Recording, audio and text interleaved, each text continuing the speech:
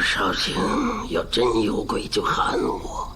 我在大理寺狱做了几十年，别说鬼，就是来他10万妖魔，我都不怕。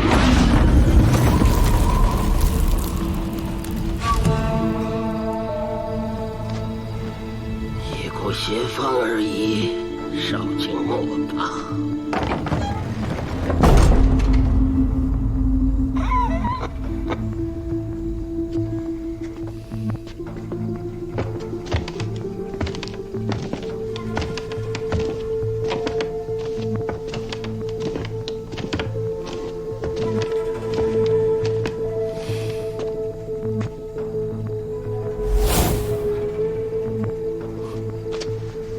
成佛寺，李大池。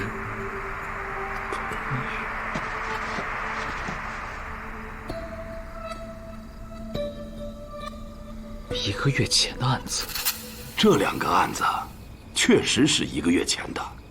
至于卷宗为什么被放到北阁，我就不得而知了。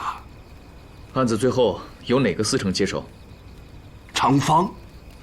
常四成看完之后，陈四正也曾过目，可最后都不了了之。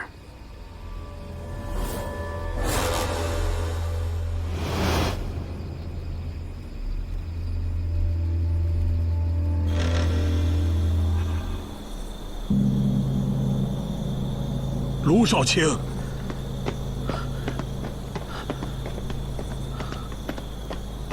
卢少卿，您这个时辰来，路过，向法师讨杯茶喝。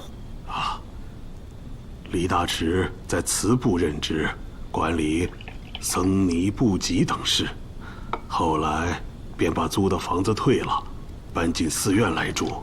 真是精打细算啊，也不只是为了省钱。李郎中一心向佛，住在这儿便于研习佛法。那天晚上，我听说李郎中并未就餐，李郎中便亲自给他送饭过去。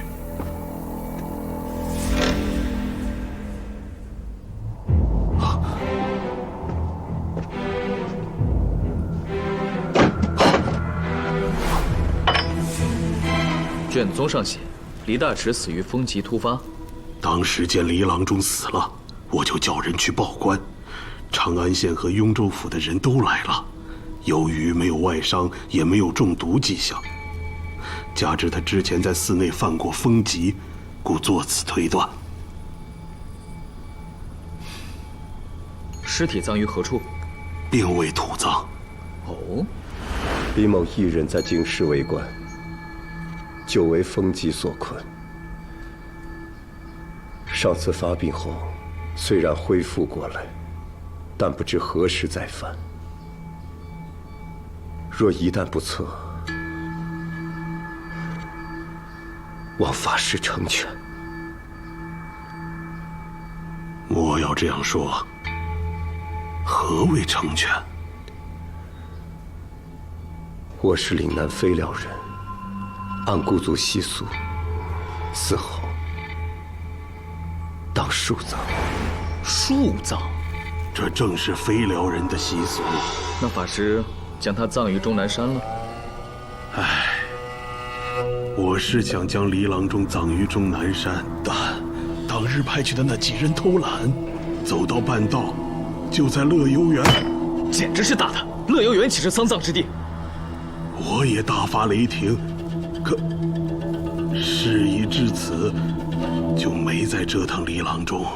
后来查明，那些人都是新入寺的，有些良莠不齐。所以，在这段时间，也曾发生过寺僧与百姓殴斗的案子。是啊，事后贫僧严查，将那些品德不端之人都逐出了寺院。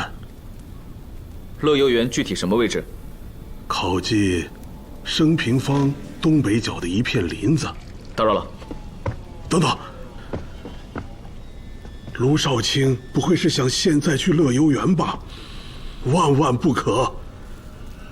据传，飞辽人树葬后，尸身可通过树根连接幽冥，月圆之夜便可得天地之精气，使其头颅复活。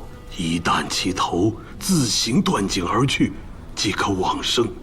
而这一过程中，若遇人打扰，幽灵恶鬼便会大开杀戒。死者头颅可在夜间飞行，笑话，与魔王托比一样可笑。你身为成佛寺寺主，再传此谣言，拿你问罪。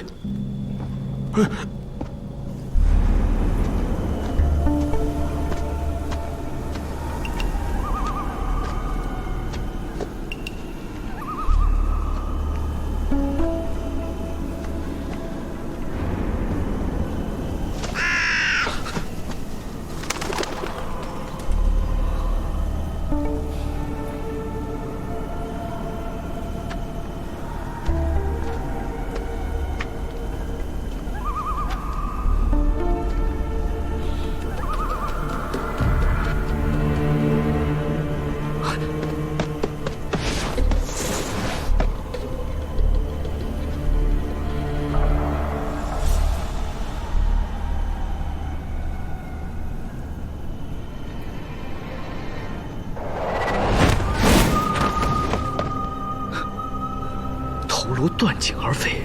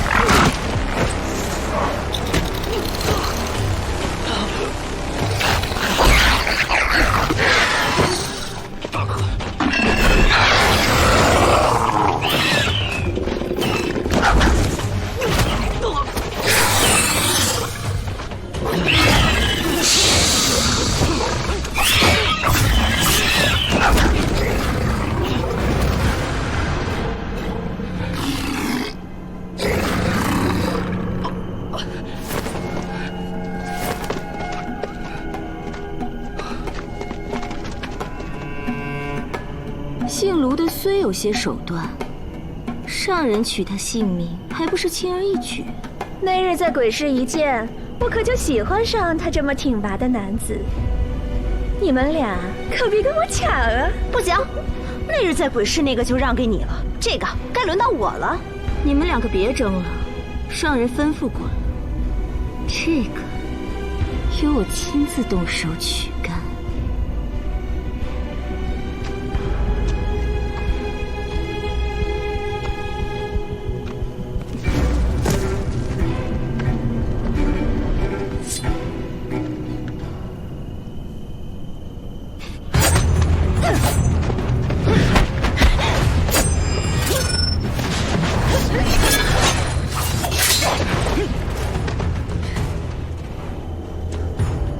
我卢凌风此生鸡凶不恶，却从未杀过女犯。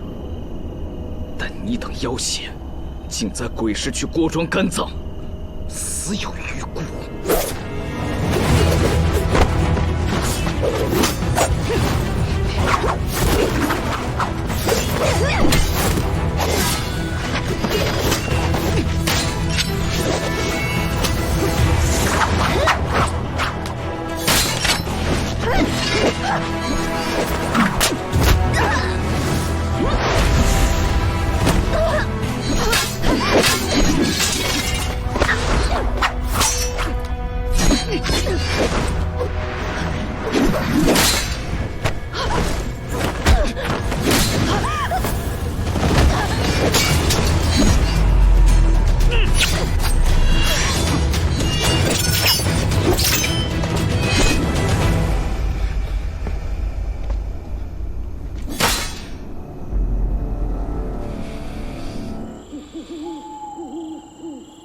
祁连画铺老掌柜说的油光交货地点就是这儿，买家也进去好几个了。时辰到了，哎，你让我去吧。我老贾的武艺虽比不上卢凌风，可对付几个毛贼绰绰有余。既是毛贼，苏某何惧？我老罗随机应变的本事赶不上你，可命贱啊！我替你。每个人的命都是不可替代的，更无贵贱之分。再说我是去谈买卖，有啥凶险的？说的轻巧。哎，哪有银石谈买卖的？里面那几个人，个个都戴着面具，看着就瘆人。面具？嗯，我背了。啊？啊？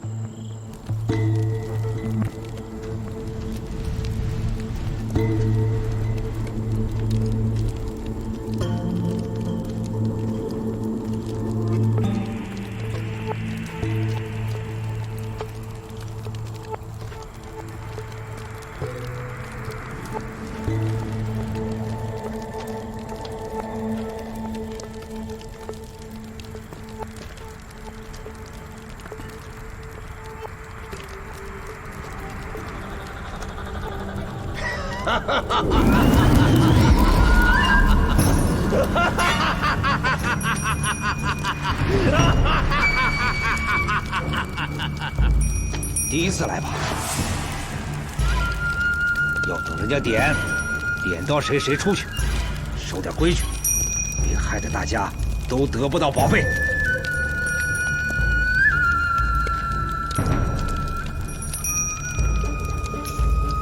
一并出来吧！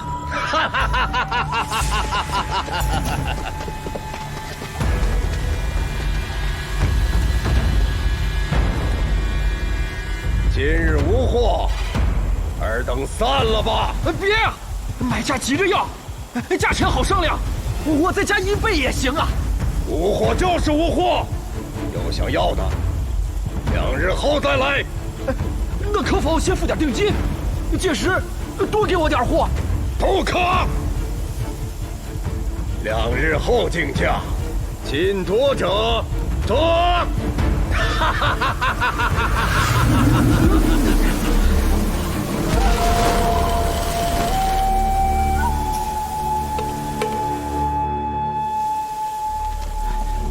苏少卿，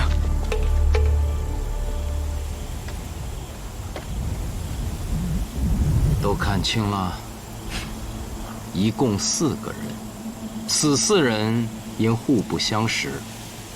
天儿快亮了，我们每个人跟一个，人少处动手，务必将他们都给我带回大理寺。是。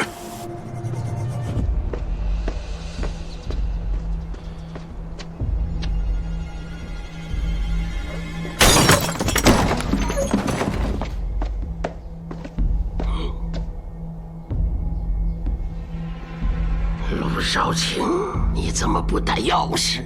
北阁重地，你擅自回锁，让我怎么交代？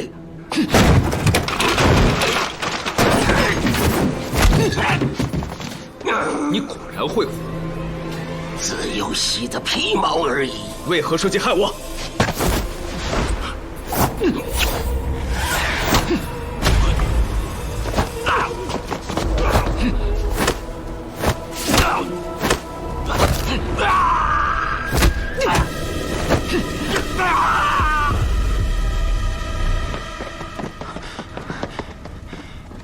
抓回来的那4个人都招了，他们都是画铺的老板或掌柜。中秋节后得到将有油光上市的消息，为了获利，他们不惜以这种古怪的方法，在龙王庙高价购得油光，再卖出更高的价格。这些人也太黑了，小巧颜料可真没少挣钱啊！来人，先把他关起来，我要亲自审。愣着干什么？是。周老，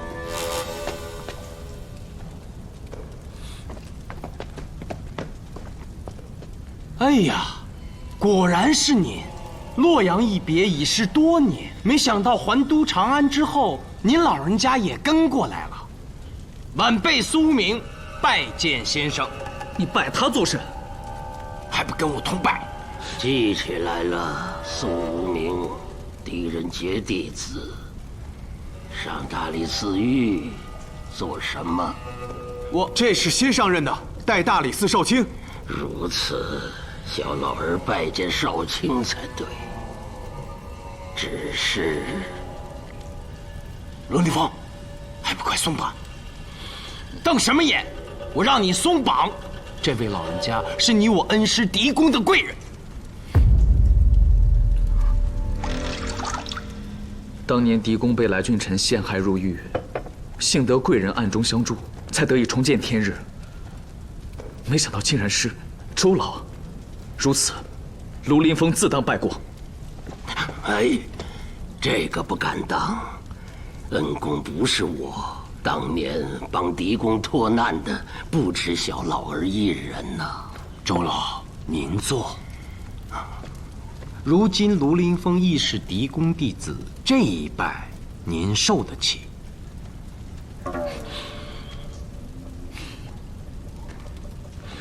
只是我想知道，昨天夜里是不是你出卖我的行踪，暗算于我？绝对不是我，我从来没有离开过北阁，何来出卖暗算？怎么证明你从未离开过北阁？当年无知跟上了来俊臣，行酷吏之实，害死了不知多少人，因职位地位并未被治罪。可我心里不能原谅我自己，更无颜见家乡父老。这之后便留下以看守北阁为名，实际上是把自己锁在那里赎罪的。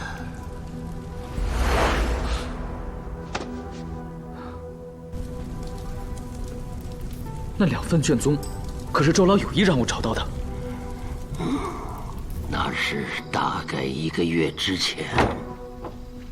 谁？谁呀？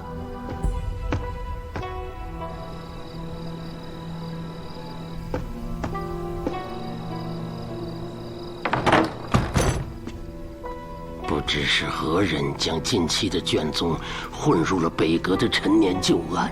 那日卢少卿深夜到来，乍见之下一身正气，我就想会不会是为此事而来，故将卷宗放置明显之处，也是想让你少费周折。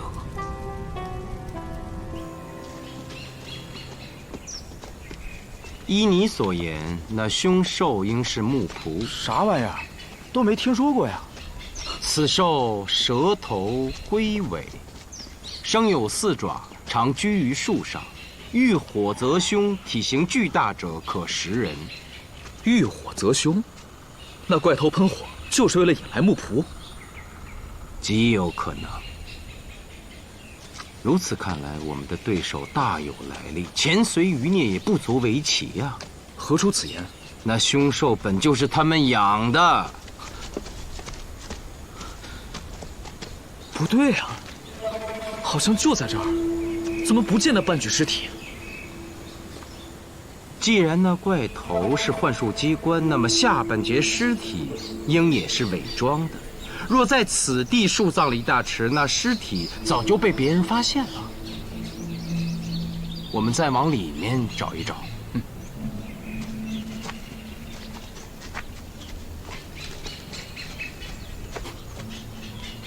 在那儿。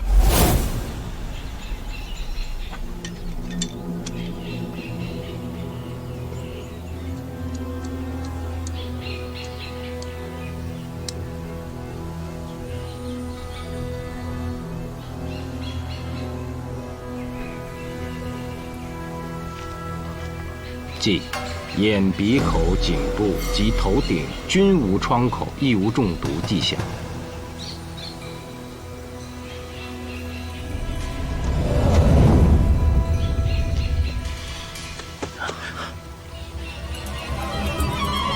水。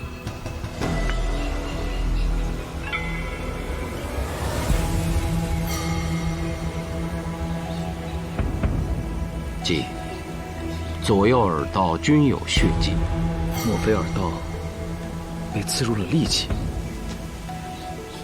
需开颅检验。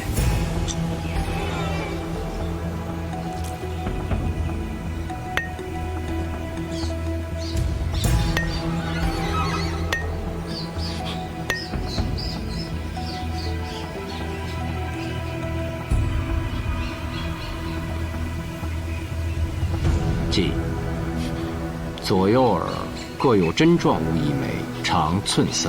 怎么长安县和雍州府的仵作都是废物吗？是啊，黎郎中是被谋杀的，竟没查出来。黎大池死于8月16，中秋节参天楼幻术大会，你们还记得吗？那晚半个长安的人都忙坏了，转天各公谢连轴理事，未能与家人团聚。所以见黎大池没有伤口，也没有中毒症状，就给了个风疾而亡的定论，草草了事。他着急回家呀，这是草菅人命啊！这些当官的，哼！过来帮忙。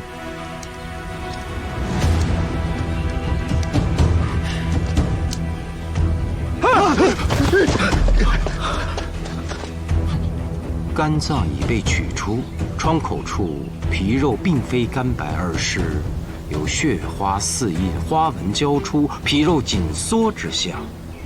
这说明黎大池被取干时，人并没有死。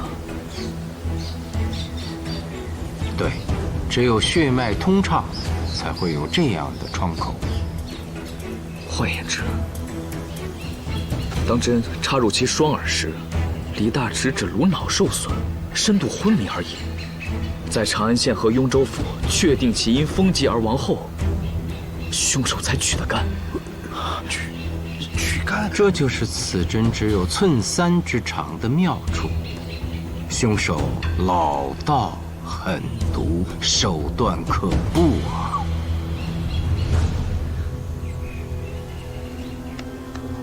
黎郎中，叨扰了。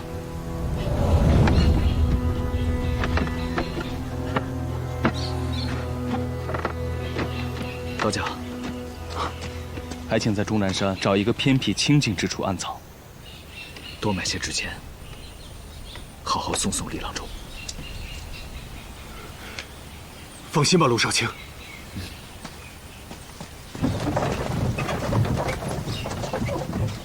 黎郎中应是此案第1个受害人，刚好死在我入大理寺之前。听说你一来就彻查旧案，所以人家就把卷宗转移到北阁，就是不想让你看见。不管幕后真凶是谁，他已策划许久。卢少卿所言极是。竟有这档事！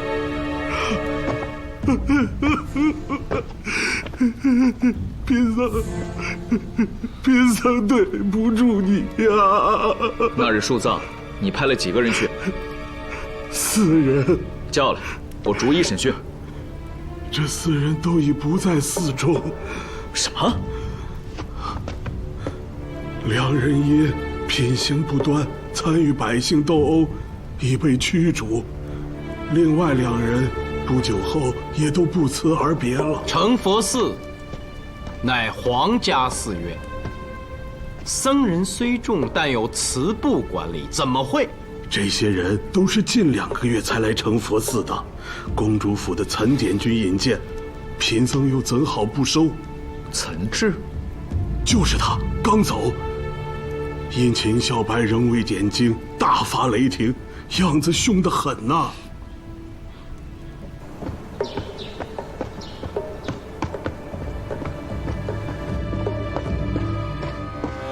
公主殿下，岑志从成佛寺回来了。那秦孝白仍在喝酒，我看他根本就没有要点睛的意思。后天就是明英节了，他不知吗？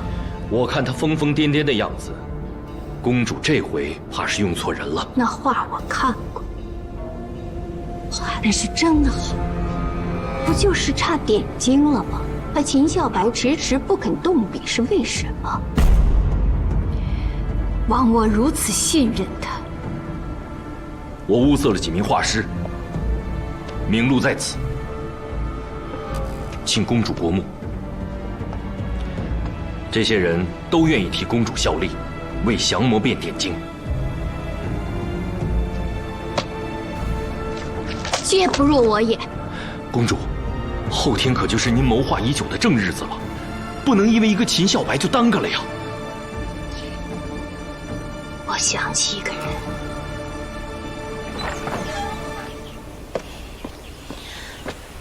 你们公主府点军岑挚直入后院，还请裴小姐见谅。什么事？公主口谕，请裴小姐帮个忙。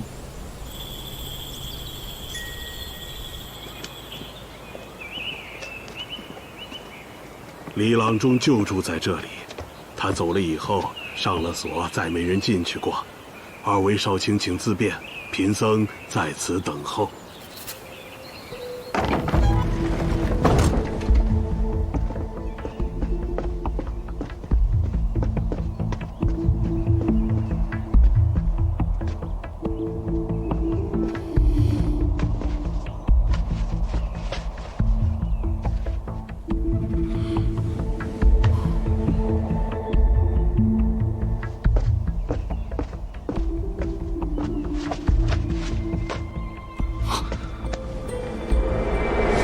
索明，快来看！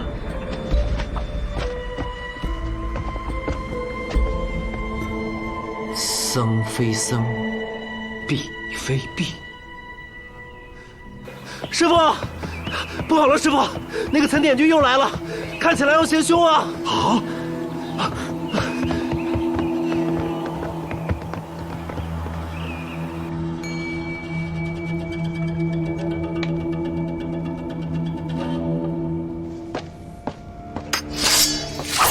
还在想呢？这事儿没那么复杂。不可！岑点军，不可呀！你威胁我？不是我，是公主殿下命你立刻点睛。不过举手之劳，不然要掉脑袋。别说公主殿下，就是当今的天子拿刀架在我的脖子上，如果没有灵感，我也照样不会随意点睛交差。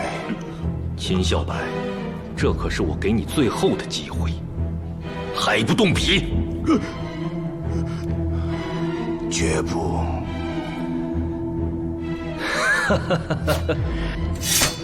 裴小姐，你来吧。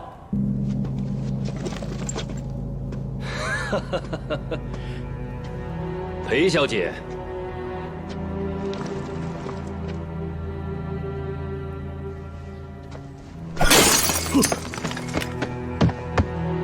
如果有人动我的降魔鞭，就从我的尸体上踏过去。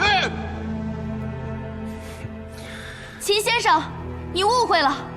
虽然他们请我，但我不会出手。岑点军，请回去禀告公主，丹青有其妙，亦有其神圣。在他人画作上点睛，喜君不为。你敢违抗公主之命？请回去再禀告公主，她应该相信秦孝白，在明阴节之前，一定能完成降魔变。你以为我找不到别的画师吗？能。若用金钱驱使，半个长安的人都会假扮画师前来点睛。可秦孝白只有一个，降魔变只有一幅，如今最后的期限并未到。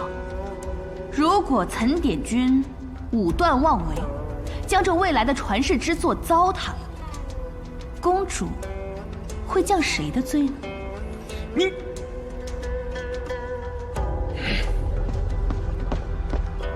秦孝白，我告诉你，公主不是天子，没那么好的脾气。明阴节当天，她会亲自来开荒，届时你若是不想被碎尸万段，就把这铺壁彻底画好。阿弥陀佛，走，快走吧，走。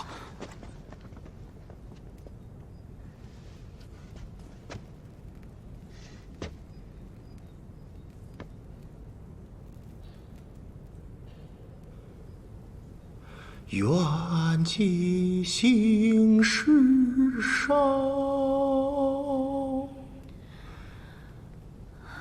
陶潜醉日多，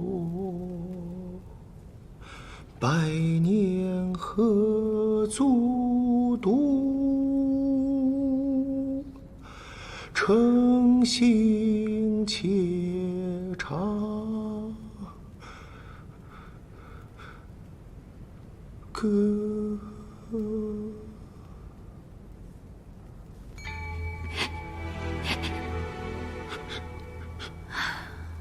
先生自比阮籍、陶潜，现在最应该做的就是放松下来。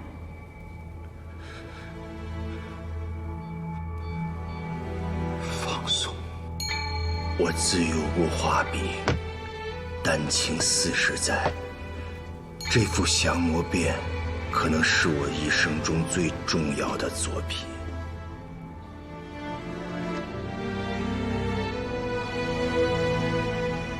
换句话说，这幅壁画可能就是我秦小白的一生。正因此执念，才是灵感全无的原因啊！先生名冠大唐，现在却被名声所累，失去了成名前的逍遥。逍遥？对。只要先生能寻回失去的逍遥，定能在揭幕前完成壁画。昔日秦某狂妄，欲收你为徒，而今日你裴小姐乃秦某之师。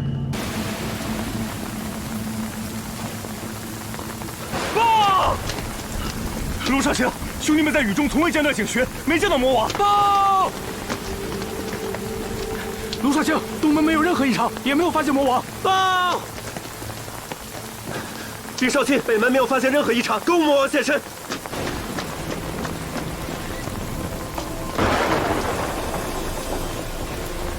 我听说了，那贼人胆子够大的，竟敢到大理寺来行刺。不是贼人，而是魔王。什么？也不是进来，而且没有出去过，应该还在大理寺。搜！是。怎么样？怎么样？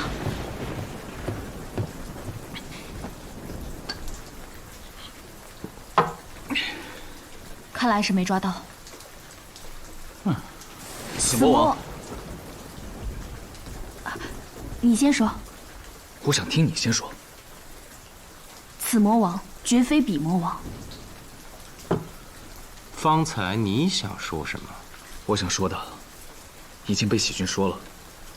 之前我在鬼市的时候，与那魔王交过手，这个魔王的武功远远不及那个，而且好像不一样。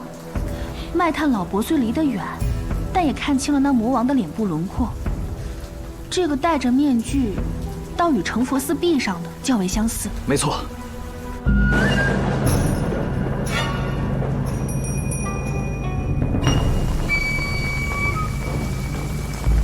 哎，干什么呢？我家凤里郎闷得慌，叫了2个歌姬来。我知道，外面找的歌姬色艺难比霄云楼，公主府新进的红日，未来出将入相的本官，也只能凑合一下了。凤里郎的意思是，能来服侍他，是你们俩的福气。倒是抱了琵琶，会弹什么曲儿啊？还不快点儿！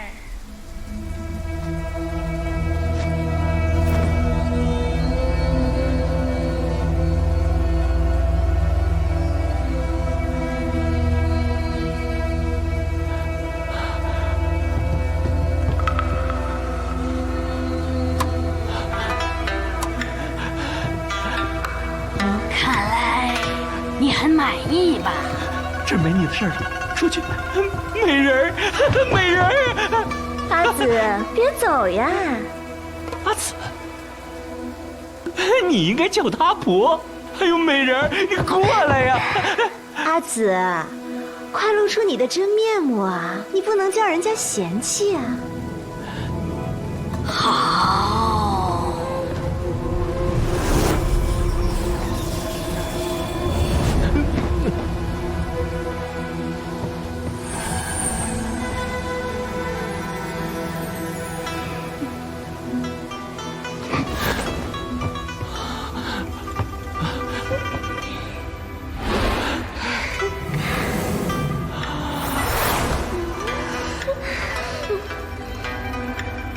我怎么觉得你们有点眼熟啊？莫不是在霄云楼见过？霄云楼没去过，成佛寺的壁上也许曾留住。成佛寺。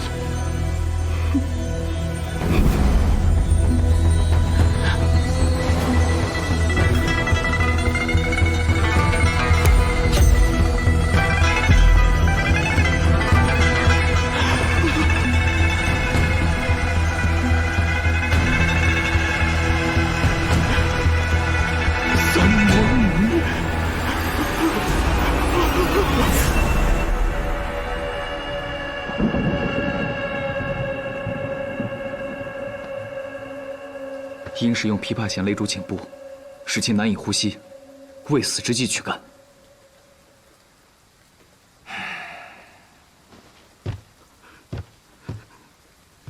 告诉我，你是在何地请的歌姬？天这么晚，又下着雨，上哪儿还能请得到啊？你去了鬼市？可看清那3个女人的真容？没有。原料已取到，请上人过目。来得正好，立刻下锅，制成宝物，不耽误降魔变点睛。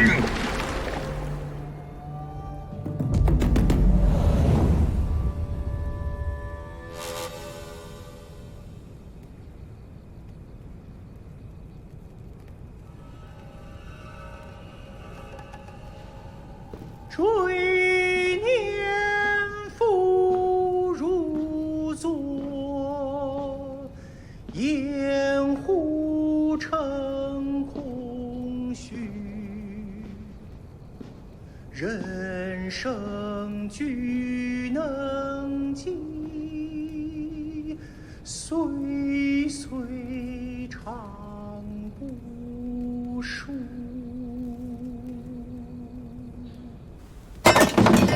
多名官员莫名惨死，诡案至今未破，现徐知运又死在自己家里，这还是我大唐的京师吗？殿下息怒，依我看，徐知运该死。殿下有所不知，此人仗着有些钱财，入京为官以来骄奢淫逸，受殿下提拔后，更是夜夜笙歌，而今见公主势大，便竭力攀附。我听说给崔相送了不少金银，才得以引荐。正是投靠公主去了。投靠谁都行，为朝廷效力便好。只是在大理寺的保护之下，死在自己家里，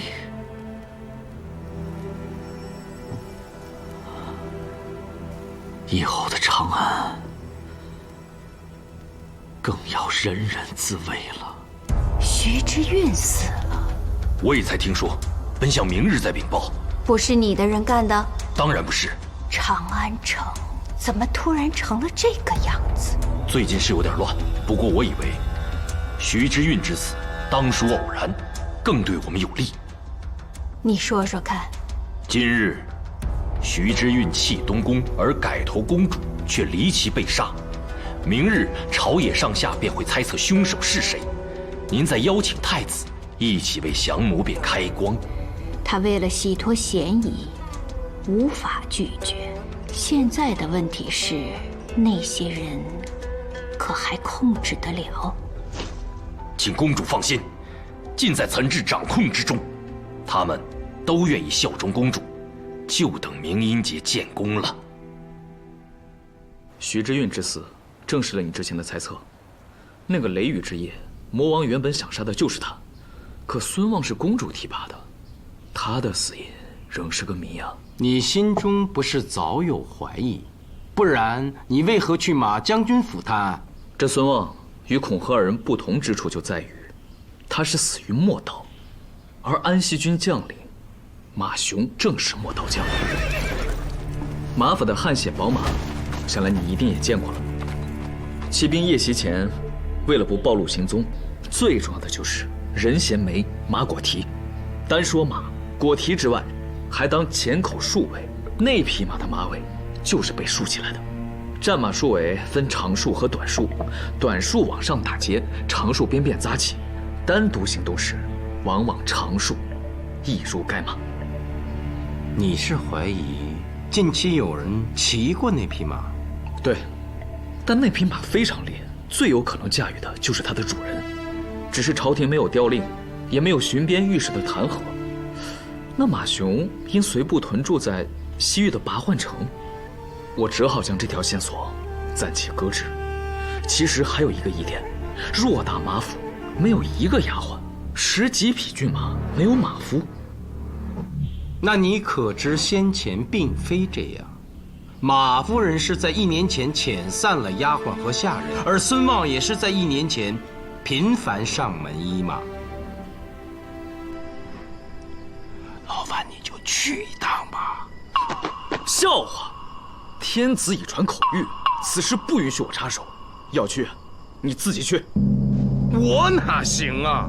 既没有你范阳卢氏的贵气，也没有你的英武之姿啊！苏明，你过分了。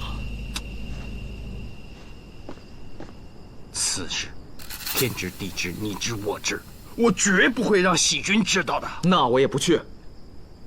你把我当成什么人了？师弟，如今探破诡案的关键就在马府，还真得烦请你去一趟。师兄在这里先行谢过了。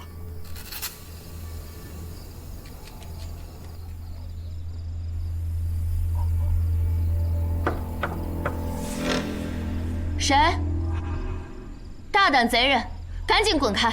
我夫乃大将军，待会儿回来定要了尔等狗命。我已查过，马将军在边关3年未回，夫人花容月貌，却要独守空房，可惜啊。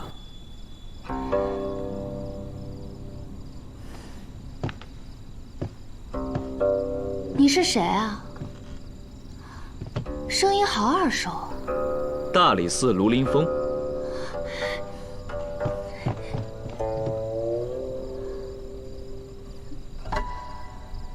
刘少卿，这么晚了，我院门也关了，你翻墙而入，也是为了探案的吗？当然不是，漫漫长夜，孤枕难眠，突然想起夫人，恰有好酒一壶，想与你同醉。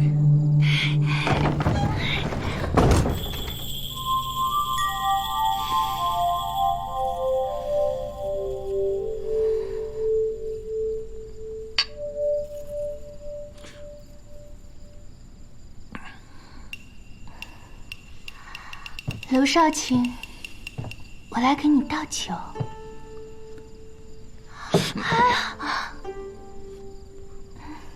你醉了。刘郎不醉，酒未醉我，是你醉了我。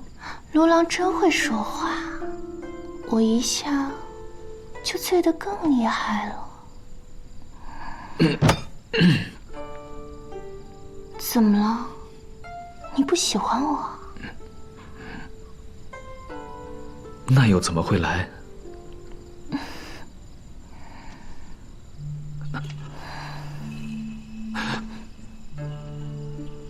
我只是更喜欢乌膏。前日在宰相府夜宴，我见几位女子用乌膏，那颜色与你太配了。乌膏啊？我有最好的，等着。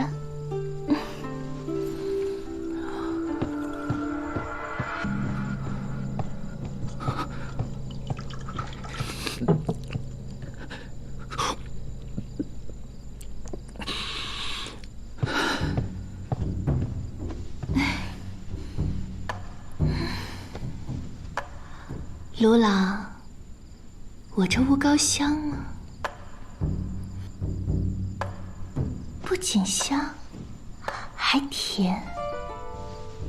卢郎尝尝。啊！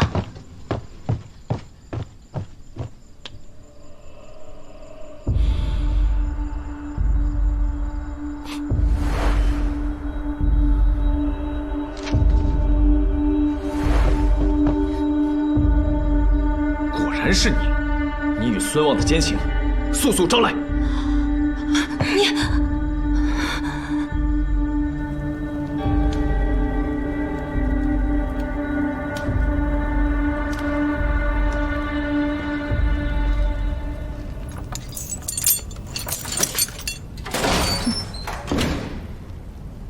卢凌风，只因这小小的诬告，你没理由抓我。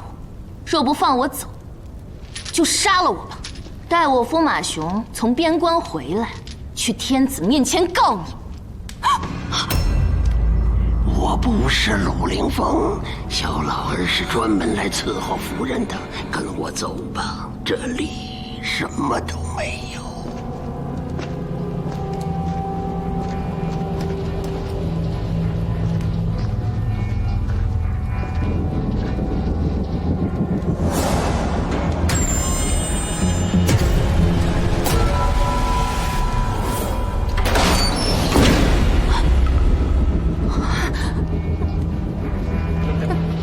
这是什么地方？这是我伺候人的地方。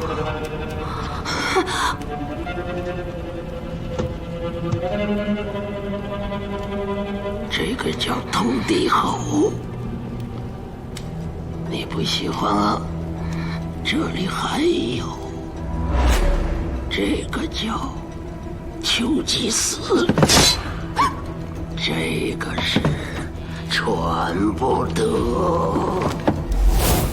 这个是定白脉，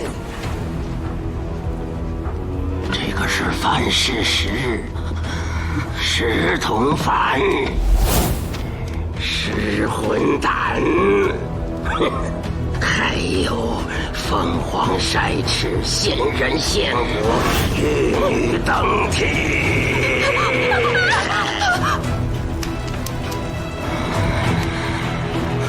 这口瓮一烧2个时辰，待瓮底全红，小老儿就请夫人入瓮。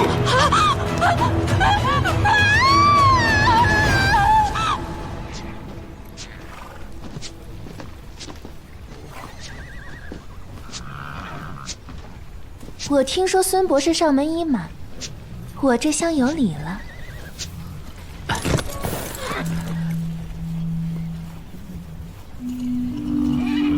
当夜孙望就翻墙而入，他喝了酒，也没什么拘束。我怕声音太大被人听到，第2天就辞退了丫鬟仆人。之后，他就更没骨气了，甚至大白天的打着一马之名来找我。你用的巫膏是哪里来的？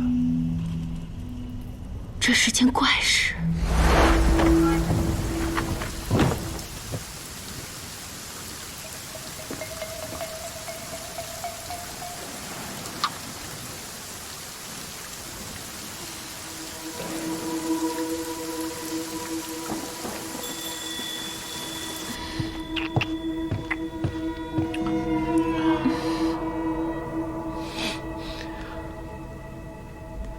香啊，让我尝尝。哎，你可真有心呢，这巫膏一定很贵吧？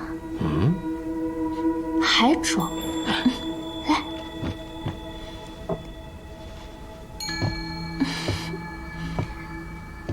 快说，是东市买的还是西市买的呀？这不是我买的，这么香的巫膏，长安市面上也没见过呀。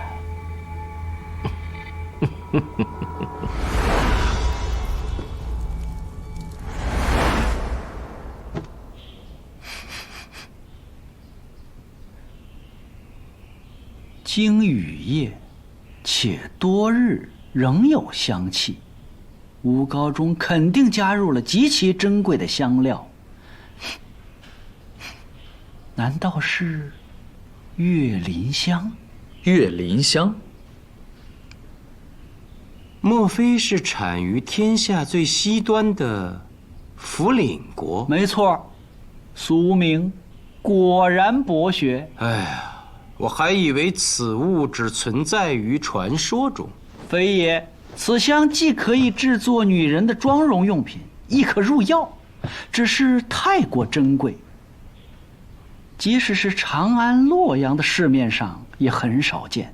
我在想，用这么珍贵的香料制作的乌膏，恐怕只能从西域来吧。马雄真的像你说的那样，3年没有回过长安了吗？这，如实说，不然我就只能把周老请回来了。人是从来没回过家，可是那匹汗血宝马，我亲眼见他跃出院门，回来的时候马尾也被竖了起来。能有办法驱使那匹马的，只有马雄。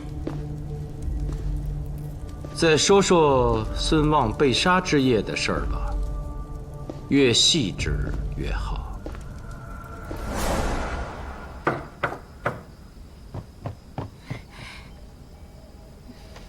谁啊？我是来探亲的。我这儿又没有亲。夫人自己就是亲，谢律郎最喜欢她了。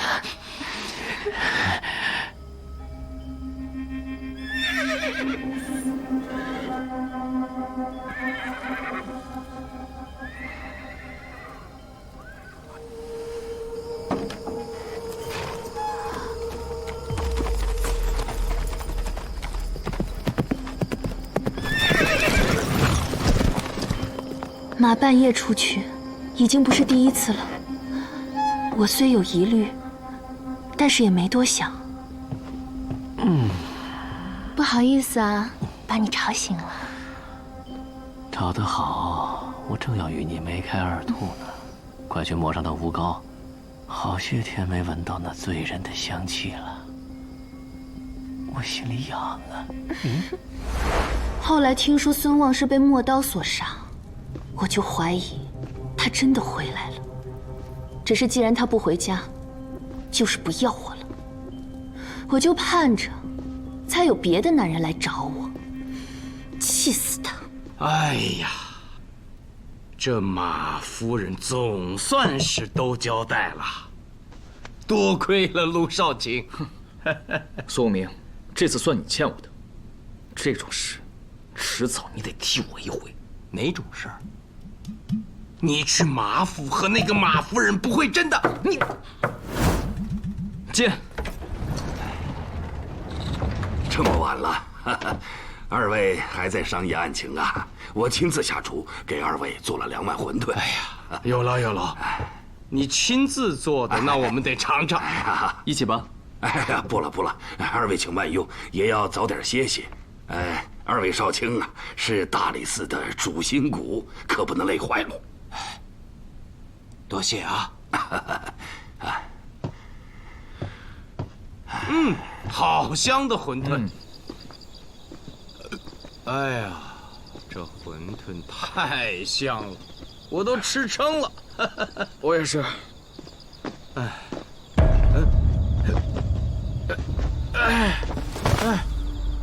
我怎么迷糊了？啊，陆少卿，救我！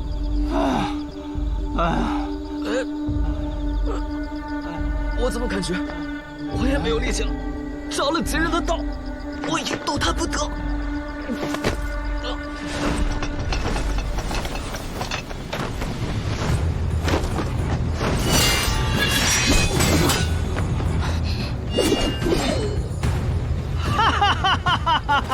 我说，你是不是给他们俩下了慢药雀凌霄啊？别的药我可不敢说，这雀凌霄我可太熟了。人吃了不会马上死，但会伤及双目，而且还会麻痹人的心窍和脉络，不到1个时辰就会变成废人一个。你打不过卢凌风，就用此毒来害他，是与不是啊？说说吧，这2颗人头值多少金银呢？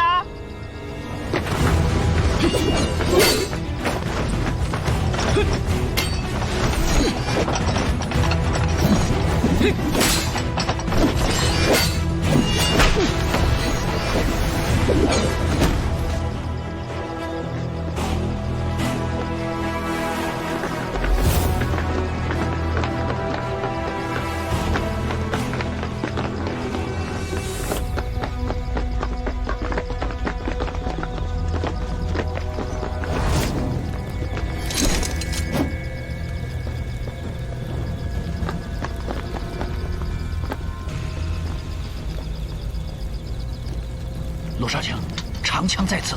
不用。魔王之力稀松平常，我大理寺众兄弟愿擒魔王立功者可上。在。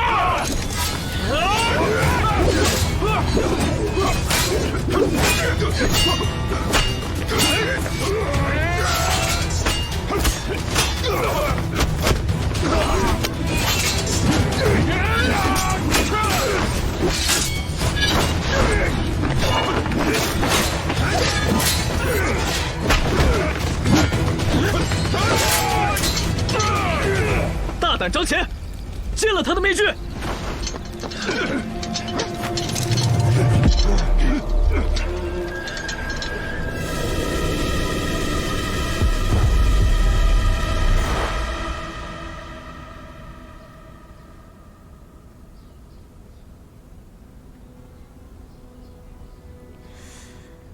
奇怪啊，怪在哪里？义兄，我觉得龟是这个人画的，而蛇是这个人画的。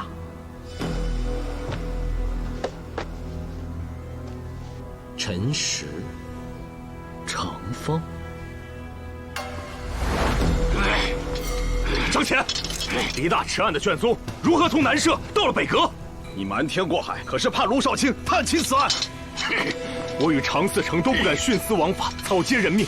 虽性情不合，却是同路之人。这两个案子涉及皇家寺院，长安县和雍州府都不敢过问。说来惭愧，大理寺也没有一个敢挺直腰杆的。直到卢少卿来了，才看到希望。只是南社之内却又找不到卷宗了。我二人合画那幅玄武，也是出于试探。没想到卢少卿还真在北阁找到了卷宗。哼，北阁钥匙就在你张前的手里，还想抵赖吗？快说！杀了我吧！废那么多话干什么？啊！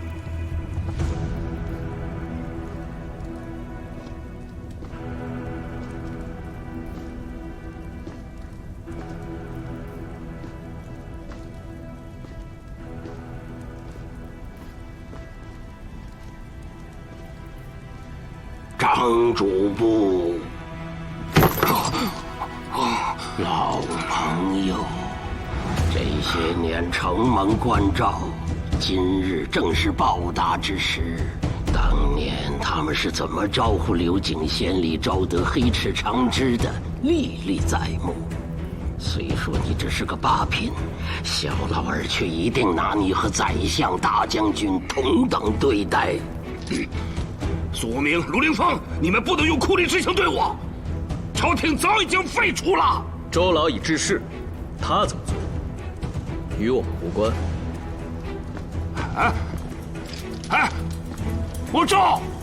我招供还不行吗？周老，就是他，我有今天都是拜他所赐。张前，我半辈子在刑狱做事，第一次见到你这种狗急跳墙、血口喷人的。周老跟我是一伙的，否则的话，我怎么可能把卷宗藏至北阁？我记起来了，有位神都使的故人来看我，因北阁钥匙在张前手上，我便为他引荐了。他名叫萧文贞，在宫闱局做事。萧文贞是周劳介绍我认识的，他官职不大，却常侍天子左右。他说为他做事就是为天子做事。之后他以书信的形式向我下达命令，让我压下李大池案和成佛寺械斗案。我做主簿多年，甚至有意损毁卷宗，那可是死罪。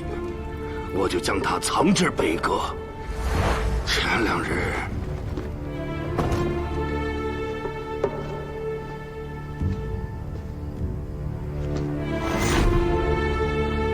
他命我扮成魔王去杀掉你们俩，承诺事成之后，助我连升3级，调我去做京县令。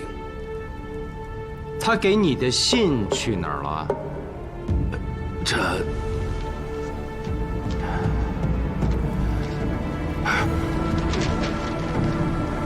妖术。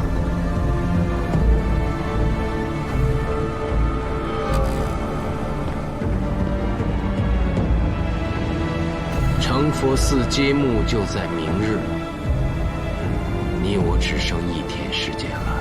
张潜虽落网，可他并非那杀人的魔王。更可怕的是那隐匿于暗处的万千魔君。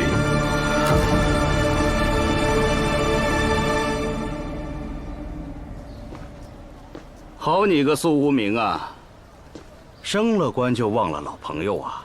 这么多天才来我雍州府，代理之职那都不算官，请杜兄立刻安排我面圣。啥？我知道杜兄能做到。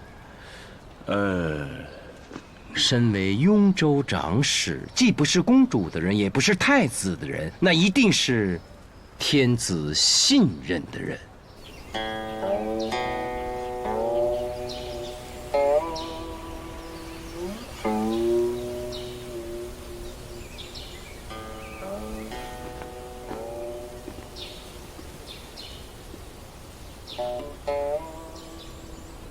去吧。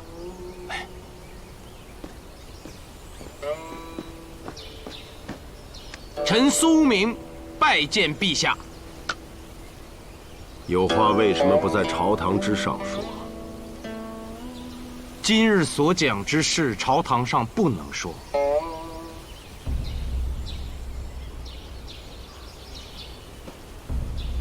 萧文珍，好像是有这么一个人。朕已经在中秋节之后把他处死了。他所犯之罪可与参天楼案有关。朕不详提。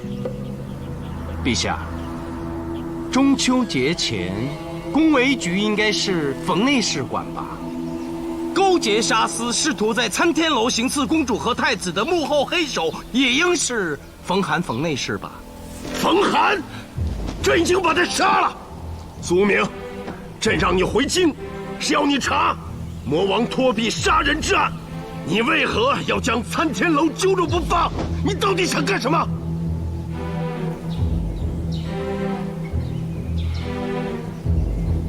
那日，微臣拦圣驾，便已将生死置之度外。今日斗胆，有一些事情必须问清楚，哪怕龙颜大怒要杀微臣，也请在探破此案之后。你。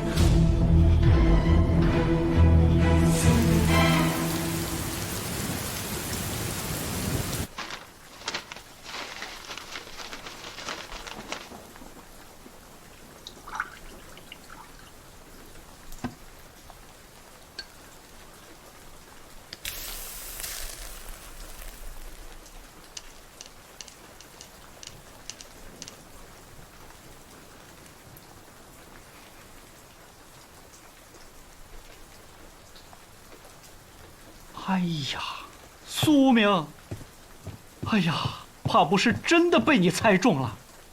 这玩意儿原料除了增青和碧鱼之外，第3种应该就是动物的肝脏啊。不是动物的。你们俩说什么呢？以肝入药，确实可以明目。但这所谓的油光，那是用人肝制作点睛的颜料，以求点出最亮的眼睛。外门邪道，绝对是邪道，比我师兄孟东老还要邪，还要歪。明日就是明阴节，那油光今晚就是最后一次交易了。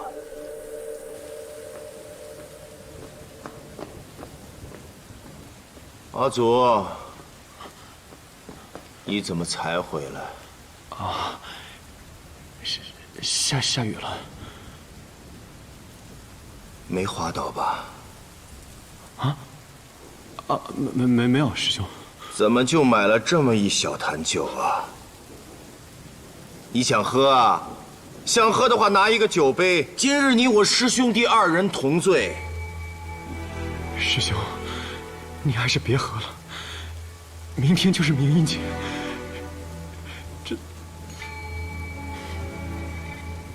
陪我喝就算了，怎么这还哭上了？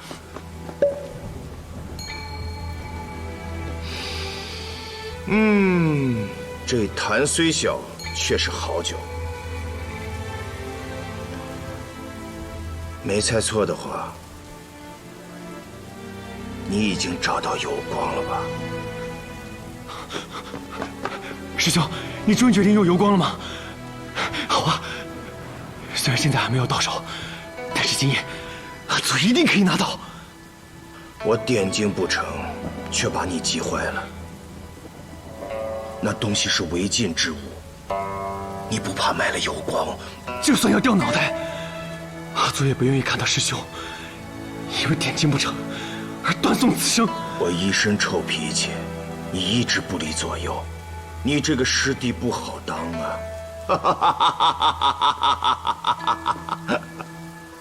说，年会飞不是神仙是什么呀？买家已踢破了门槛，今日备足了金银，宝物有多少，我要多少。宝物稀罕，只卖1人，尔等竞价，仅多者得。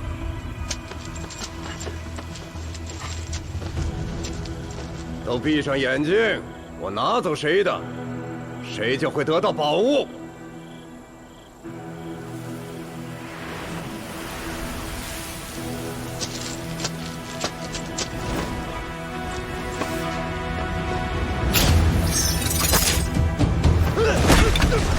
雕虫小技，还想装神弄鬼？走！揭下他的面具，把良知压上来。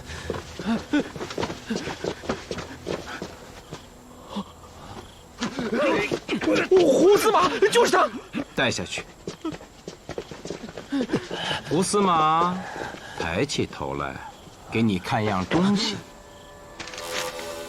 你看，这是你的画像，出自我义妹裴喜君之手。可她一眼就看出，你虽然披散着头发，沾着胡子，却很像霄云楼的老板毕承业。我奉义兄之命，又画了一张没有胡子的画像，你看，是不是你啊？薅掉他的胡子。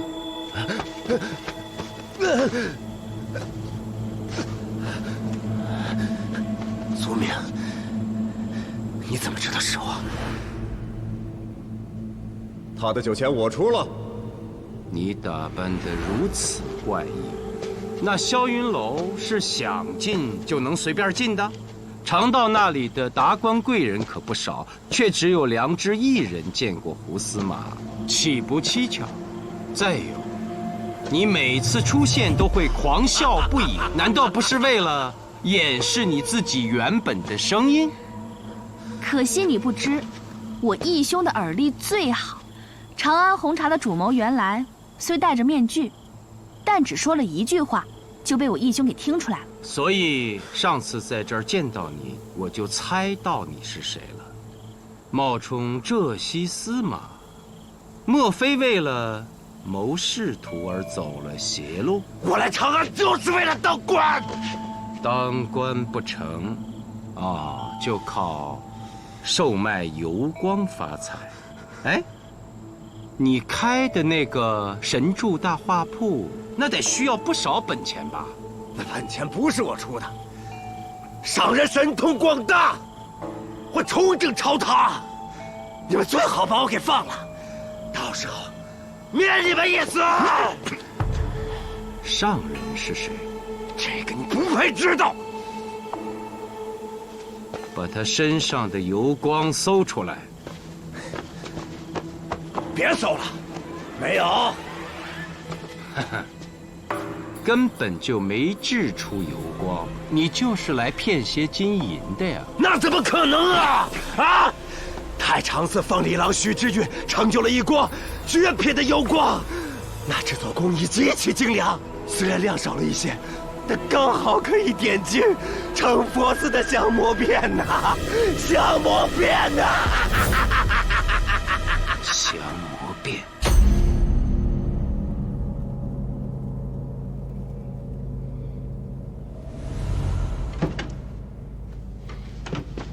一朝零落无人问，万古摧残君俱知。人生贵贱无终始，疏忽须臾难求事。你在我酒里下了药，你要做什么？还能做什么？我跟了你13年了，我早已练成丹青圣手，只等明日，便可一鸣惊人了。说什么疯话！你赶紧给我松开！这就是那宝物，幽光。你终于拿到了这邪物，你要做什么？当然是点睛了。师弟若是哪里点的不对，师兄，你再教我。不！你要用这邪物玷污了我这降魔变，你也敢啊，阿祖？我不叫阿祖，我姓于，是6朝氏族之后。若不是祖父得罪了武曌，我会变成奴，会沦落到你来拯救我。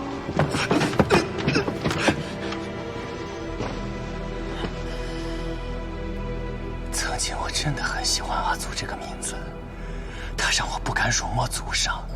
你还了我自由，你让我叫你师兄。我想一辈子跟你学话，天南海北在所不惜。可我对你的敬重，你从来都看不见，是把我这个师弟当贱奴！你是不是疯了？把我放开！你不把我当人，只有他人敬我。你真以为这魔网可以脱壁而出？不，那都是我一笔一笔画出来的。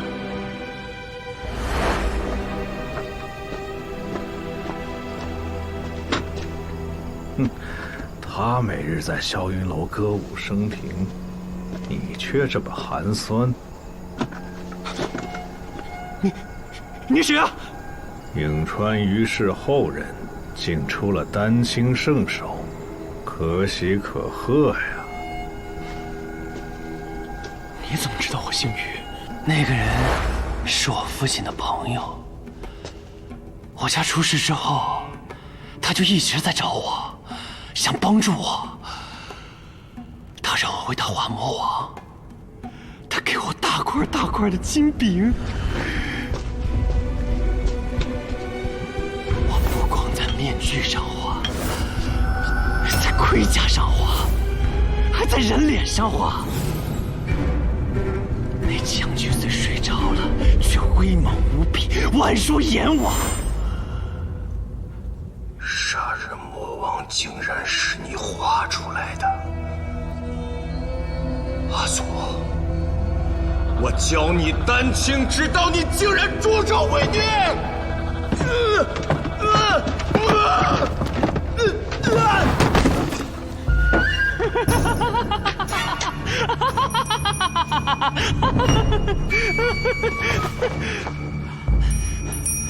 你想躺着看我点睛吗？好啊！住手！你住手！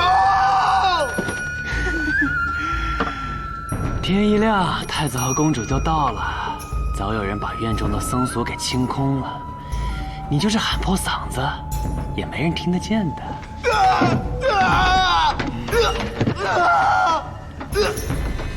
你别费劲了，绳子绑得紧得很，你挣不脱的。这油光制作不易，乃是颜料中的绝品。你这天下第一大画师，就不想知道我是怎么体会呢？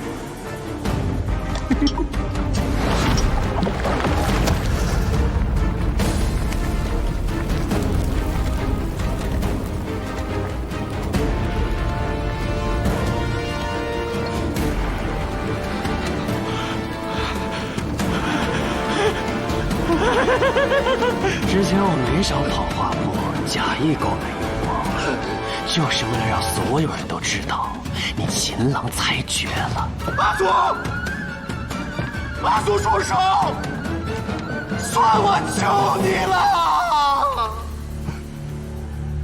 阿祖！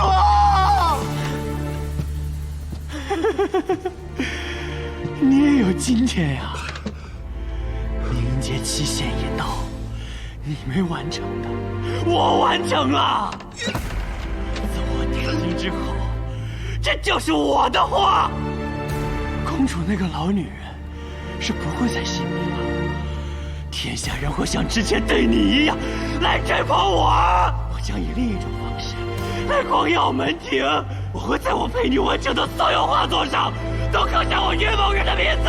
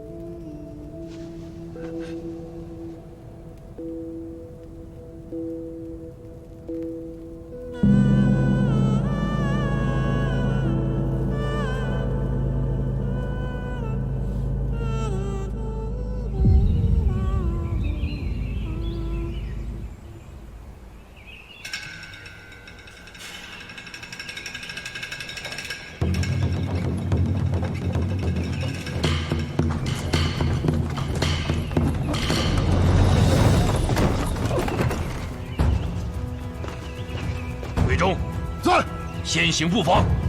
是。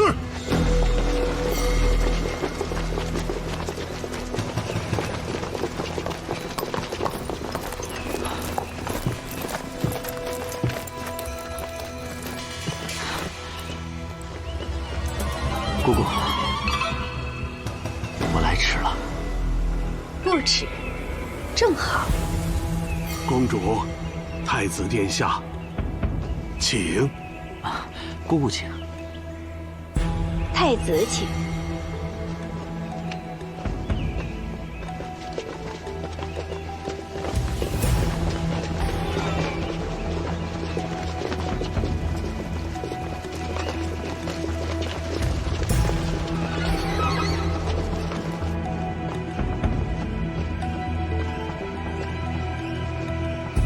阿弥陀佛。圣时已至，请公主殿下和太子殿下共同为成佛寺揭幕，降魔变。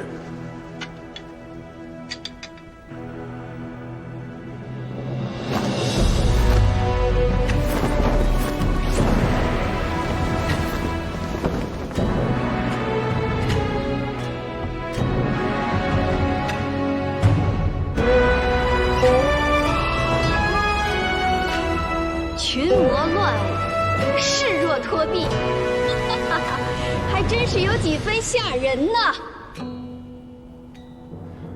大胆欺小白，竟敢戏弄公主！公主，请看佛陀，这瀑壁并未完成点睛。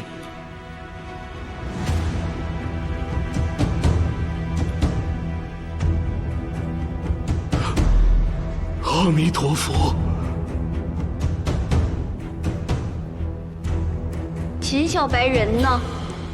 在这儿呢。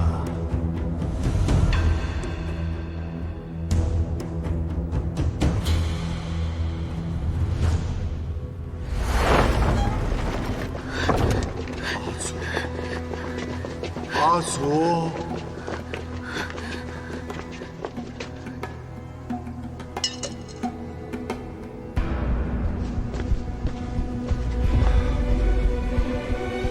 油光，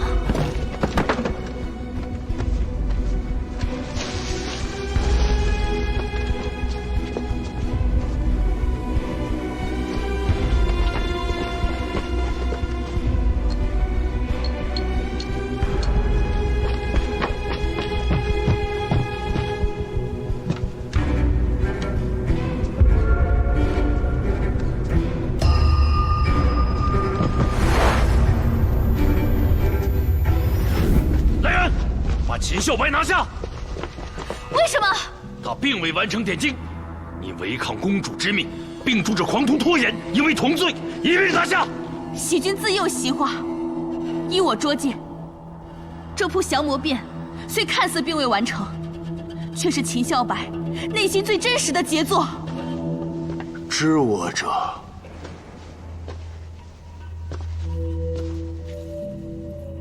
裴小姐也。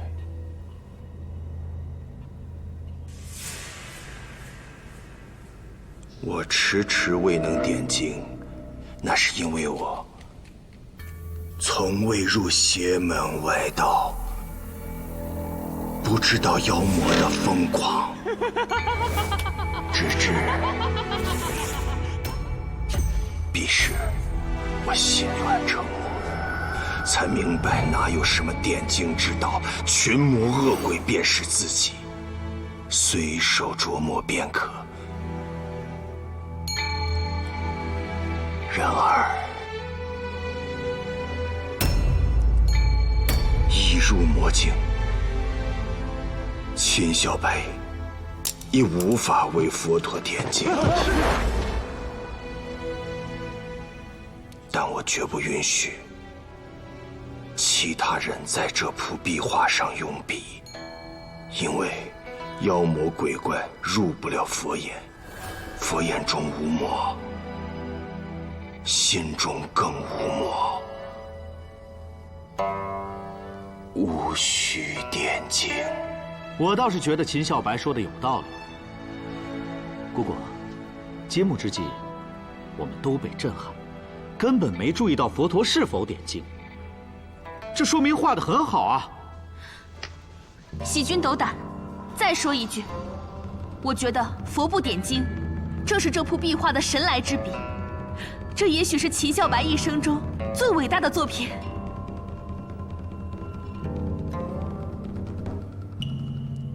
也是我一生最后的作品。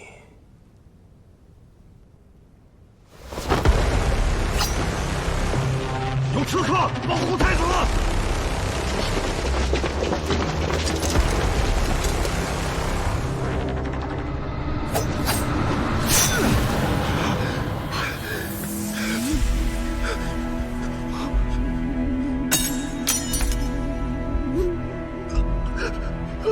阿弥陀佛，阿弥陀佛！他是秦小白，你这又是何苦呢？此壁画被人利用，使多人丧命。师弟有错，秦小白也难逃罪责。今日自毁双目，永不再画。请公主恩准，让我厚葬阿祖。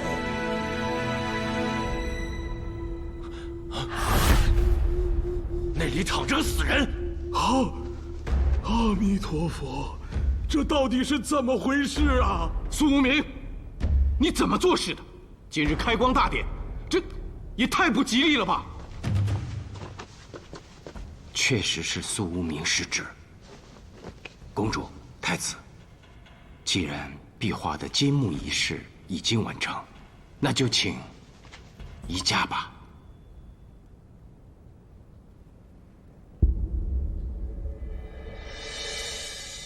也好。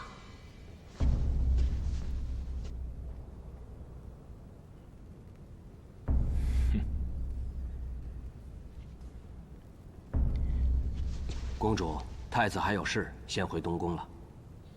殿下，请。姑姑，那我先走了。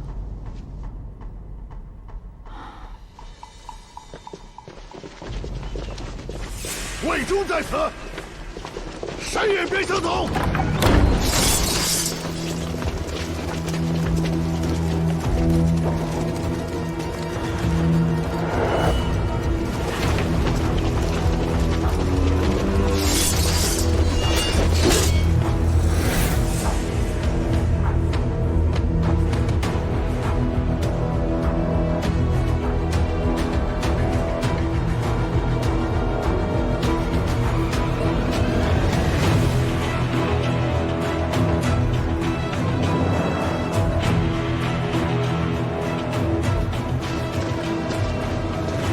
本将军在此，尔等竟敢谋反！知道你陆统厉害，无需我对付你。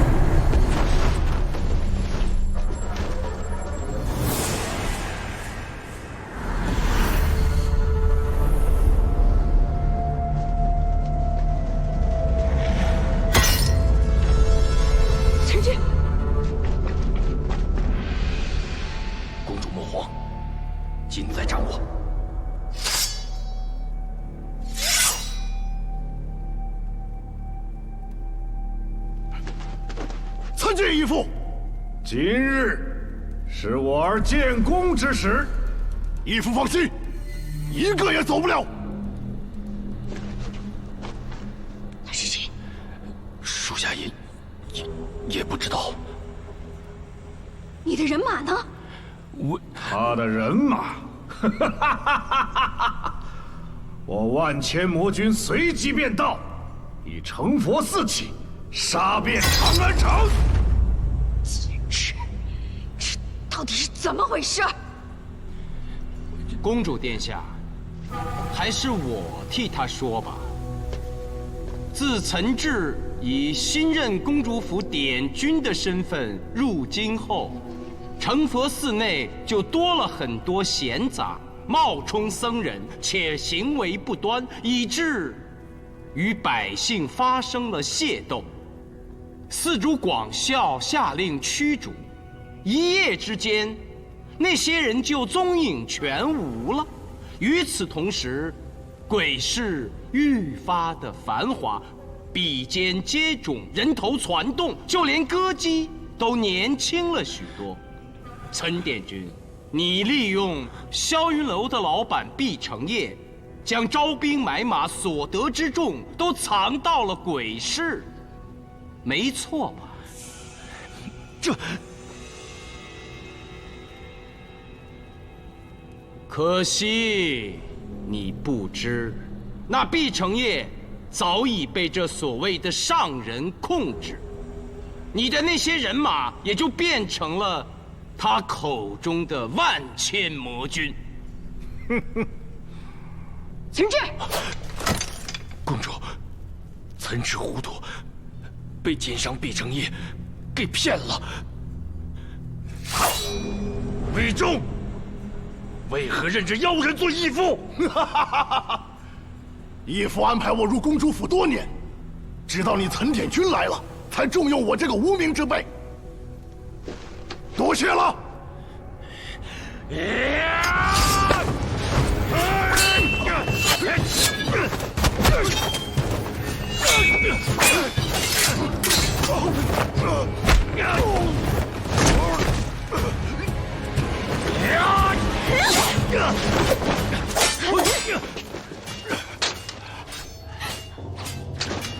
义父，我去抢个头功。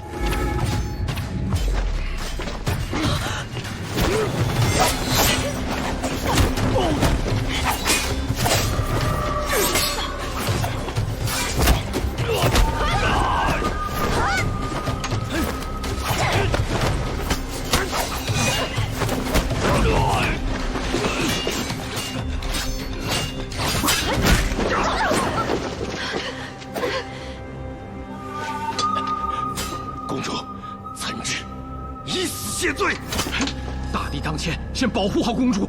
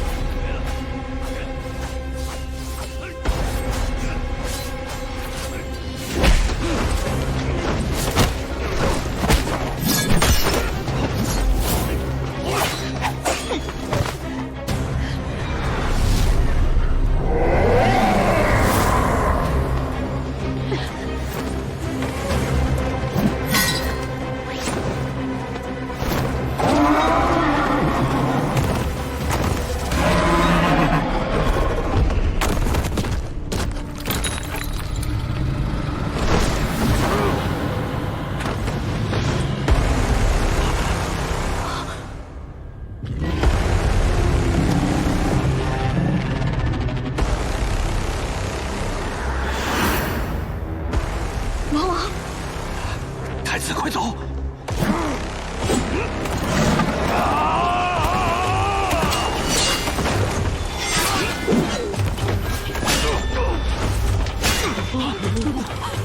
大将军，太子殿下有路童战此魔，你先走。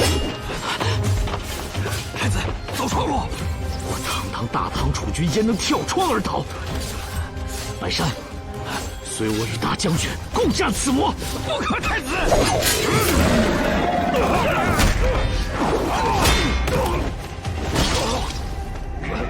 大将军，先杀那两个姓李的！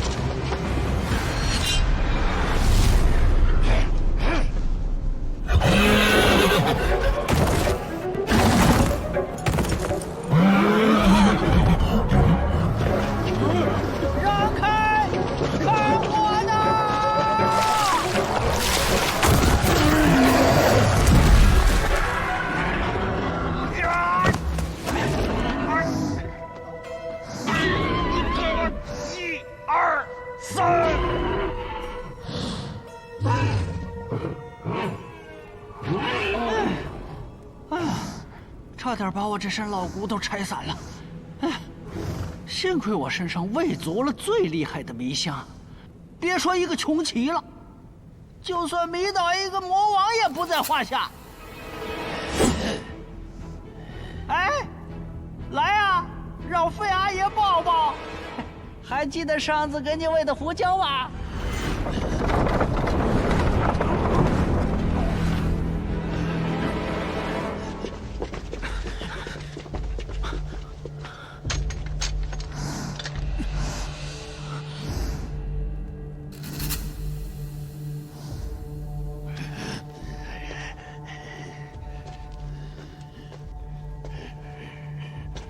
马将军放心，这匹马没事儿，它只是睡着了。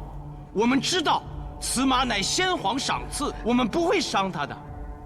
马将军效力边关多年，勇冠安西，杀敌无数。只可惜，军功多被那些阿谀奉承之辈冒领，一直难以晋升。禀太子，据毕承业的供词，3个月前，马雄押送粮草，遇敌军埋伏，兵力悬殊，只得败走，却被定了个砍头之罪。他深夜逃出，是为了回京申冤告状。应该是在半路上被此人策反，并用邪药控制，命你扮作魔王，为祸长安，对吧？不要听他的话。杀敌，成就大业。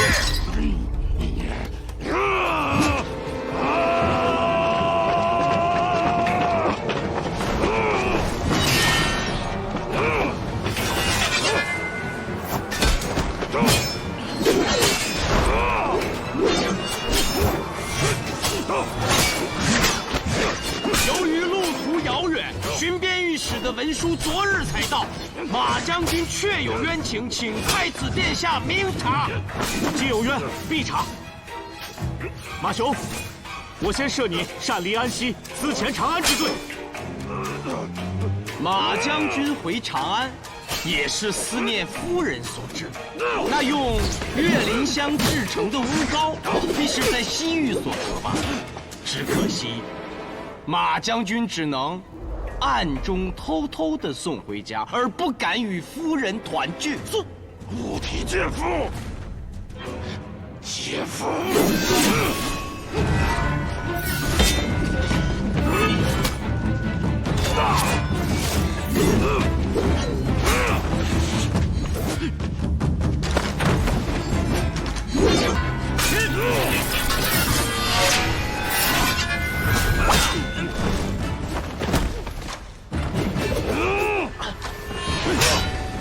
马将军，孙望是该杀，卢少卿是去查案的，你误会了，误会了。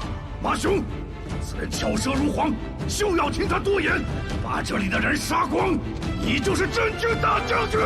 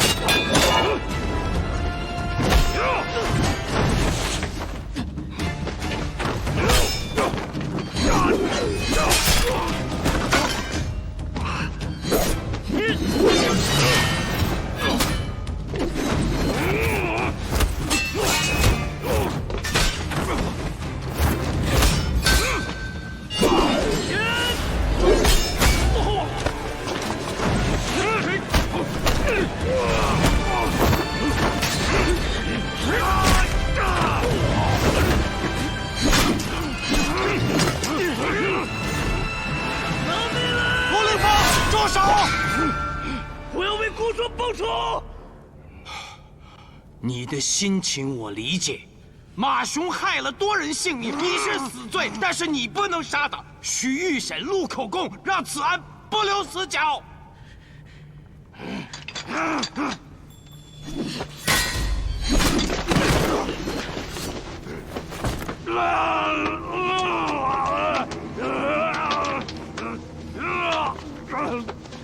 张嘴！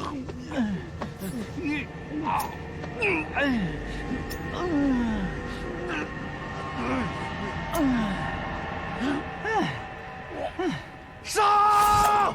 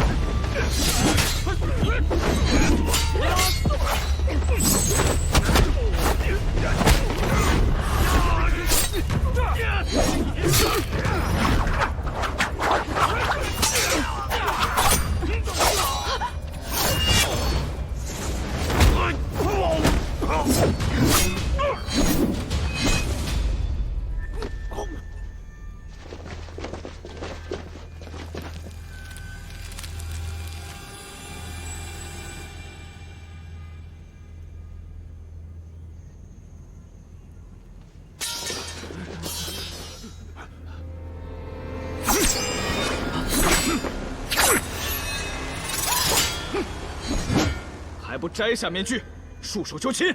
哼！我的万千魔军马上就到，你们猖狂什么？那些乌合之众，不值一提。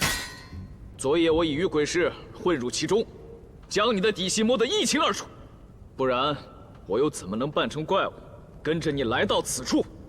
其实第一个发现此大殿有玄机的是慈部郎中黎大池。僧非僧，必非必，耳中不净，心中不净。黎郎中应是洞察了成佛寺的某些秘密，见人害怕行踪暴露，便将其谋害。而秦孝白专心点经之际，常能听到卧佛后的石壁中有异动，使他难以静心。所以我猜此大殿与鬼世间早已有地道相通。这些都是你策划的吧？所图就是在明英节造反。昨夜，雍州长史杜明率精锐之兵，由卢凌风和费基师引路，在地道中已布下天罗地网。你口中的万千魔军，来不了了。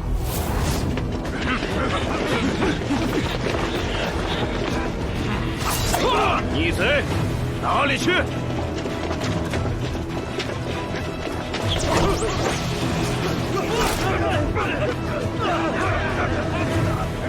将这些逆贼尽数拿下！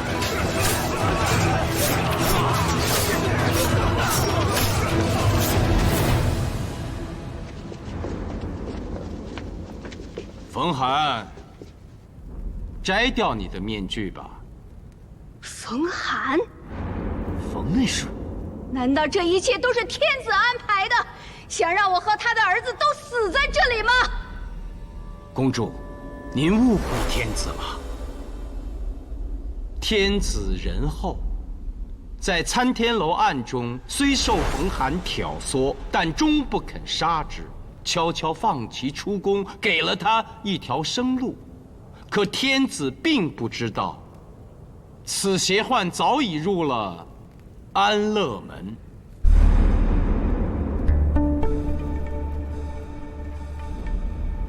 安乐门，前隋宦官组成的邪道组织。隋炀帝弑父篡权就是他们鼓动的。我大唐开国已近100年，这邪门歪道竟死灰复燃。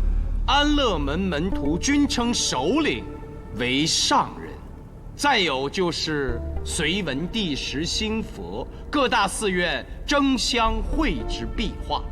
安乐门为谋暴利，便以人干制作过油光。如今这种怪事重现长安，让我不得不怀疑到安乐门。只是冯寒，你为什么专杀官员呢？哼，那些恶心的小官，不是投太子，就是投公主，没有一个中军的。他们的肝只配做油光。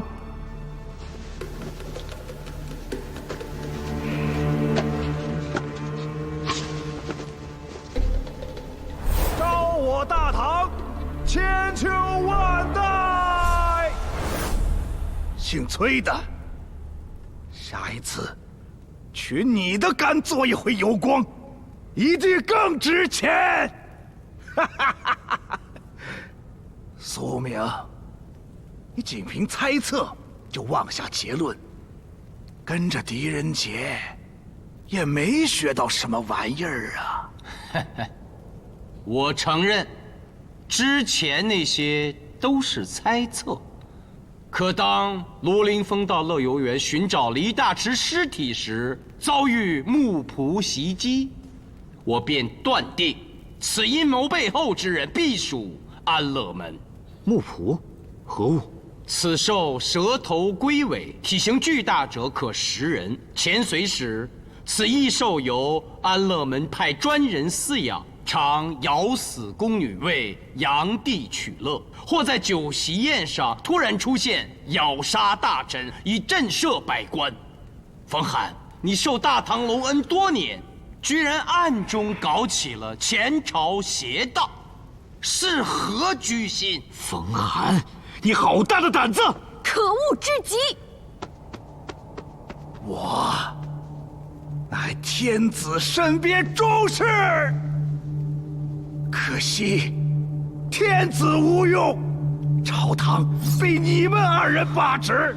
若今日大事可成，我安乐门必再兴大隋，叫天下改朝换代。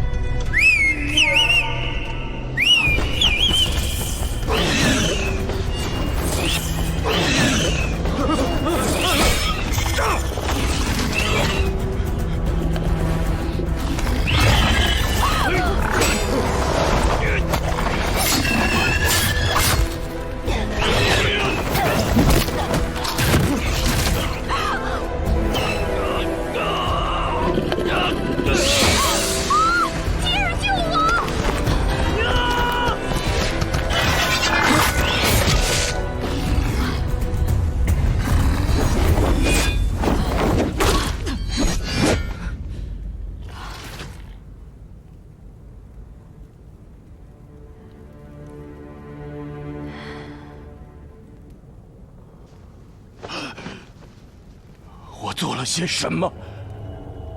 我都做了些什么？说是为我鸣冤，实则是害我。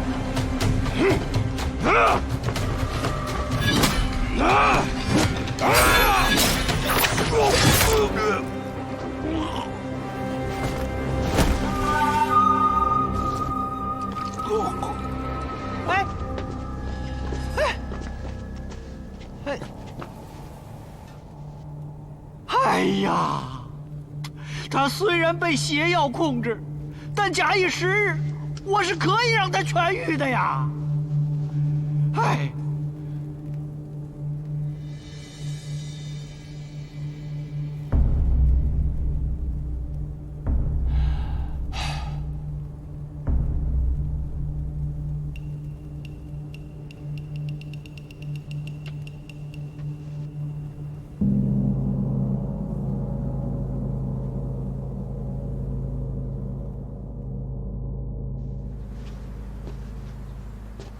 追念复如昨，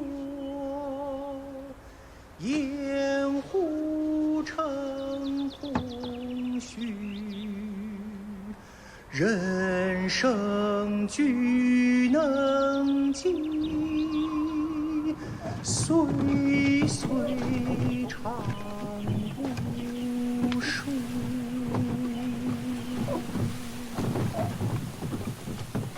追念复如昨，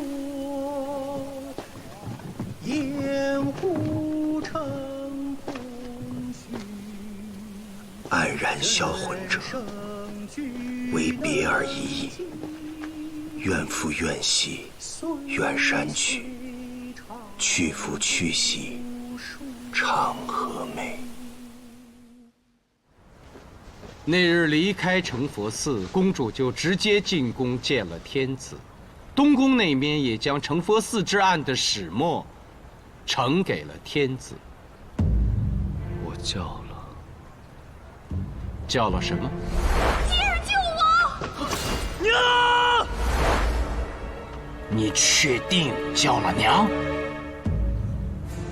叫了。都有谁听见？